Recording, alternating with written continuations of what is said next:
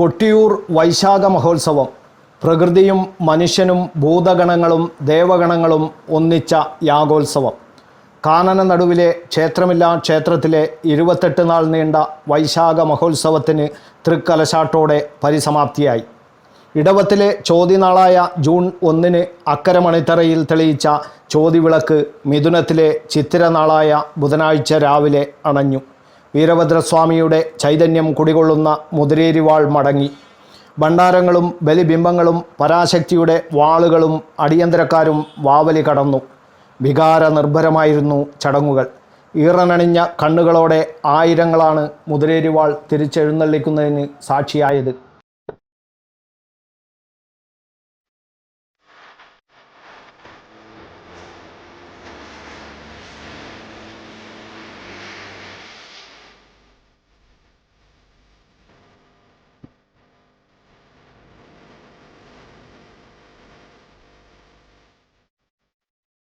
ത്രിമൂർത്തികളുടെയും പരാശക്തിയുടെയും 30 മുക്കോടി ദേവതകളുടെയും സങ്കേതസ്ഥാനവും ത്രിശിരസിൻ്റെ തപോവന ഭൂമിയുമായ കൊട്ടിയൂരിലെ വൈശാഖ മഹോത്സവത്തിനെത്തിയ ഭക്തമനസ്സുകൾക്ക് ശ്രീ മഹേശ്വരൻ്റെ അനുഗ്രഹവർഷം ചൊരിഞ്ഞ വൈശാഖ മഹോത്സവം. ശ്രീ മഹേശ്വരൻ്റെയും ശ്രീ മഹേശ്വരിയുടെയും അപാര ചൈതന്യം കുടികൊള്ളുന്ന കൊട്ടിയൂരിൽ ഒരു തവണയെങ്കിലും എത്താൻ കഴിഞ്ഞാൽ അത് ജീവിത പുണ്യമായാണ് ഭക്തലക്ഷങ്ങൾ കരുതുന്നത്. ചോതിനാളിൽ നെയ്യാട്ടത്തോടെ തുടങ്ങിയ വൈശാഖ മഹോത്സവം ബുധനാഴ്ച ചിത്തിരനാളിൽ തൃക്കലശാട്ടോടെയാണ് സമാപിച്ചത്.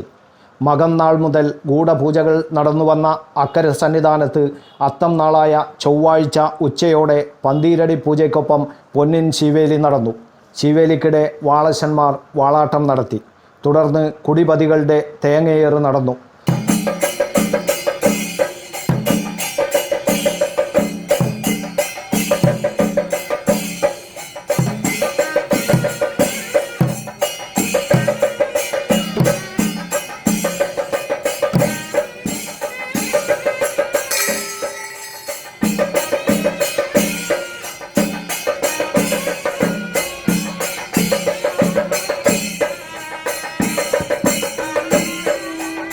അത്തം നാളിൽ 4ാമത്തെ വലിയ വട്ടളം പായസ നിവേദ്യവും ഭഗവാന് സമർപ്പിച്ചു.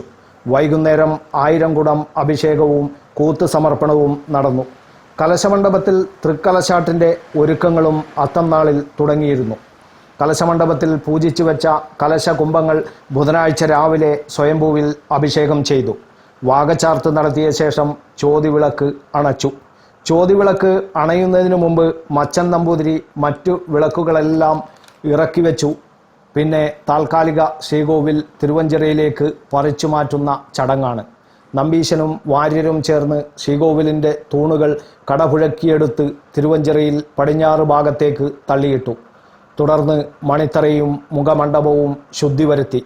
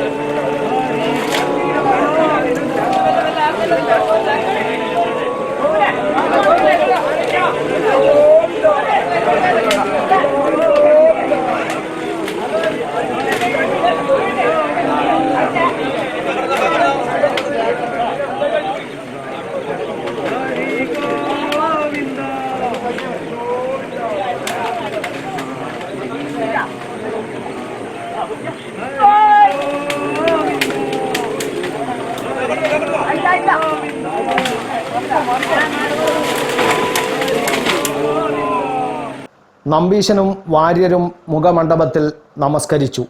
മണിത്തറ തൃക്കലശാട്ടിന് വേദിയായി. വാളറയിൽ കുഴൽവിളി നാദമുയർന്നു.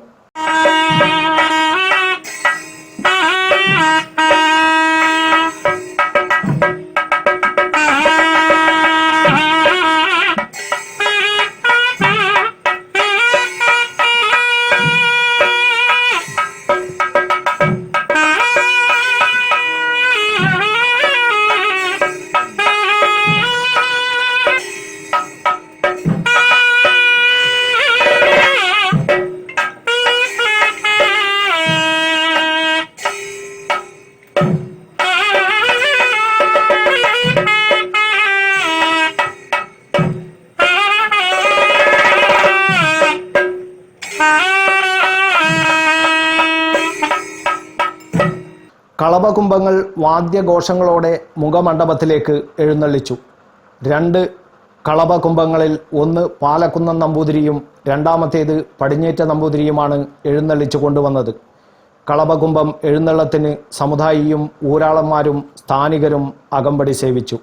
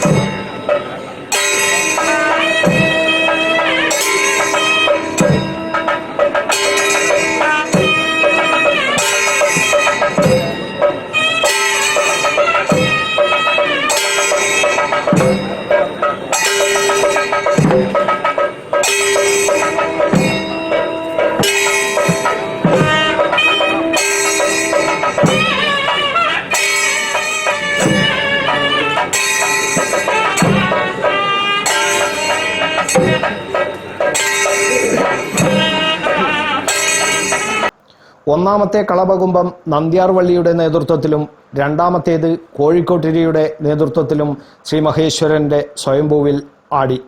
തുടർന്ന് വെള്ളിക്കിടാരത്തിൽ തയ്യാറാക്കിയ കളഭം ആടുന്ന ചടങ്ങാണ് നടന്നത്.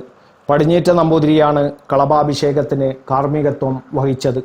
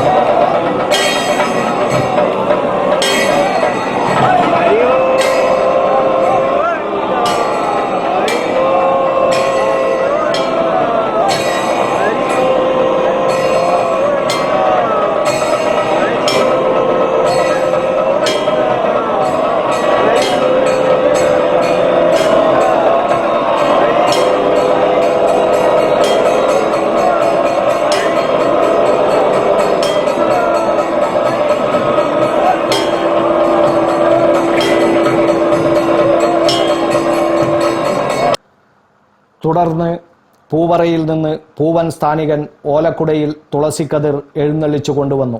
മണിത്തറയിൽ പൂജ ചെയ്യാൻ അവകാശമുള്ള ബ്രാഹ്മണന്മാർ ചേർന്നുള്ള പൂർണ്ണ പുഷ്പാഞ്ജലി എന്ന ചടങ്ങാണ് തുടർന്ന് നടന്നത്. ഇതിനിടയിൽ ഭഗവാന് കടുംപായസ നിവേദ്യവും ഉണ്ടായിരുന്നു.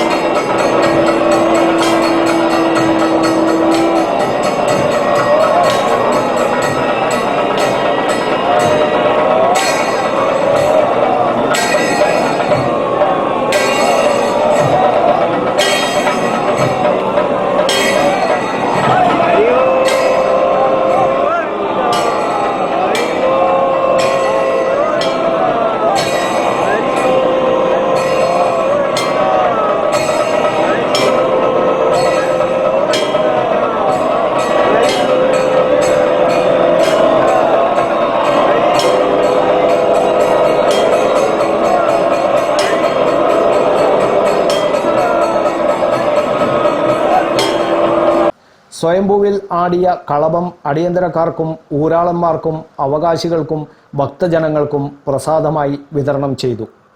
തിടപ്പള്ളിയിൽ പാത്രം വിളി ചടങ്ങ് നടന്നു. കുടിവതികൾ തിടപ്പള്ളിയിലേക്ക് പ്രവേശിച്ചു. ചിത്തിരനാളിൽ രാവിലെ ഭഗവാന് നിവേദിച്ച ഒരു ചെമ്പ് ചോറും കടും പായസവും കുടിവതികൾക്കുള്ളതാണ്.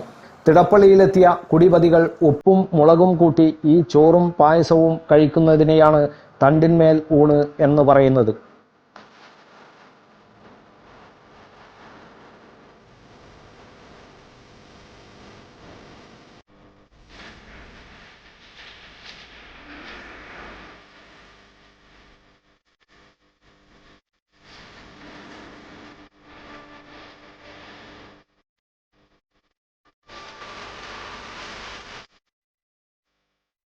തണ്ടിന്മേൽ ഊണിന് ശേഷം തിടപ്പള്ളിയും പരിസരവും ശുദ്ധി വരുത്തുന്നു. സമുദായിയുടെ നേതൃത്വത്തിൽ അടിയന്തര യോഗം വാളറയിലെത്തുന്നു. പിന്നെ ഭണ്ഡാരം ജന്മാവകാശികൾ ഏറ്റുവാങ്ങുന്ന ചടങ്ങാണ്.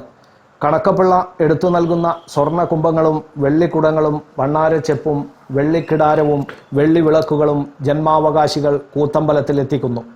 പിന്നെ വാൾമടക്കത്തിൻ്റെ സമയമാണ്. കേട്ടറിഞ്ഞെത്തി ഞാൻ കൊട്ടിയൂരിൽ കൊടും കാട്ടിൻ നടുവിലെ കൽത്തറയിൽ.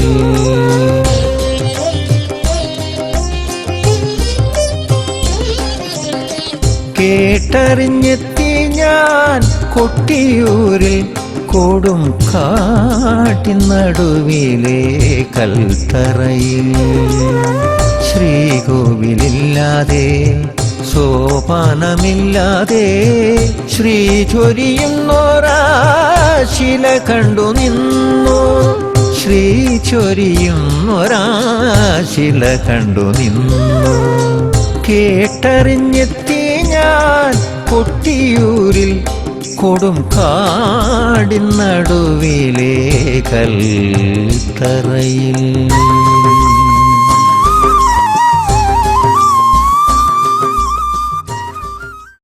തിടപ്പള്ളി ഹരിഗോവിന്ദ നാമസങ്കീർത്തനങ്ങളാൽ മുഖരിതമായി. ധ്യാനനിരതനായിരുന്ന വട്ടക്കുന്നം ഹരികൃഷ്ണൻ നമ്പൂതിരി മുഖമണ്ഡപത്തിലും അമ്മാറക്കൽ തറയിലും ഭണ്ണാര സമർപ്പണം നടത്തി. തീർത്ഥക്കുണ്ടിൽ കുളി കഴിഞ്ഞ് നേരെ വാളറയിലെത്തി മുതിരേരിവാൾ കയ്യിലേന്തുന്നു. മുതിരേരിവാളുമായി മണിത്തറയിലെത്തി സ്വയംഭൂവിനെ വന്നിച്ച് ഒരു പിടി തുളസിയും ചേർത്ത് പിടിച്ച് കിഴക്കോട്ട് തിരിഞ്ഞ് അമ്മാറക്കൽ തറയിലും വണങ്ങി പടിഞ്ഞാറേ നടയിലൂടെ വാവലി കടക്കുന്നു. ഹരിഗോവിന്ദ വിളികളോടെ ആയിരങ്ങൾ വാളെഴുന്നള്ളത്തിനോടൊപ്പം വാവലിപ്പുഴ കടന്നു.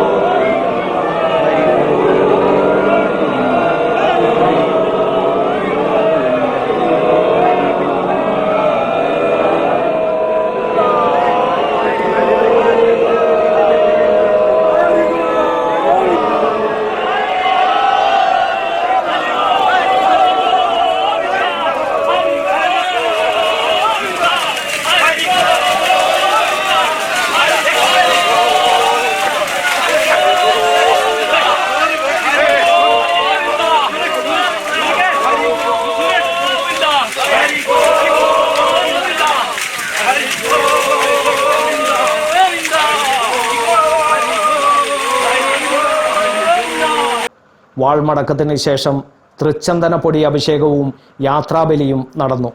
പടിഞ്ഞീറ്റ് നമ്പൂതിരിയുടെ കാർമ്മികത്വത്തിലാണ് തൃച്ചന്ദനപ്പൊടി അഭിഷേകം നടന്നത്. യാത്രാബലിക്ക് കോഴിക്കോട്ടിരി കാർമ്മികത്വം വഹിച്ചു. യാഗോത്സവ ചടങ്ങുകൾ മംഗളകരമായി നടത്തുന്നതിന് സർവ്വസഹായവും നൽകിയ ഭൂതഗണങ്ങളെ തൃപ്തിപ്പെടുത്തുന്ന ചടങ്ങാണ് യാത്രാബലി എന്ന ഐതിഹ്യവുമുണ്ട്. തുടർന്നാണ് കൂത്തമ്പലത്തിൽ തിട്ടപ്പെടുത്തിയ ഭണ്ണാരങ്ങളും ദേവീ ദേവന്മാരുടെ ബലിബിംബങ്ങളും ചപ്പാരം ഭഗവതിയുടെ വാളുകളും അടിയന്തരക്കാരും സ്ഥാനികരും ചേർന്ന് ഇക്കരെ കൊട്ടിയൂരിലെത്തിച്ചത്. ഭണ്ഡാരം രാത്രിയോടെ അടിയന്തര യോഗത്തിൻ്റെ അകമ്പടിയോടെ മണത്തണ കരിമ്പനക്കൽ ഗോപുരത്തിലേക്ക് തിരിച്ചെഴുന്നള്ളിച്ചു. അക്കരെ കൊട്ടിയൂരിൽ ആളും ആരവവും ഒഴിഞ്ഞു. 28 നാൾ നീണ്ട യാഗോത്സവത്തിന് പരിസമാപ്തിയായി.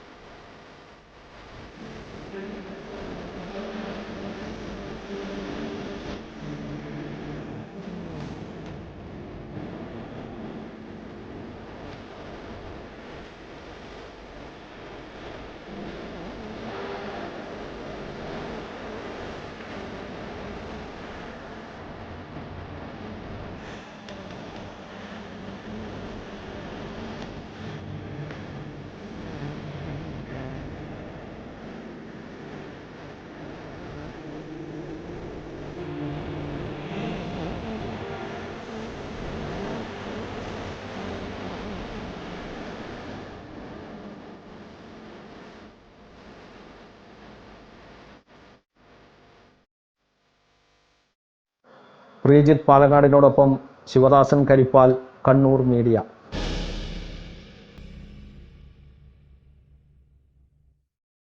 എയർലൈൻ, എയർപോർട്ട്, ഷിപ്പിംഗ് മേഖലയിൽ നല്ലൊരു കരിയറാണ് നിങ്ങളുടെ ലക്ഷ്യമെങ്കിൽ ഇനിയൊട്ടും വൈകണ്ട.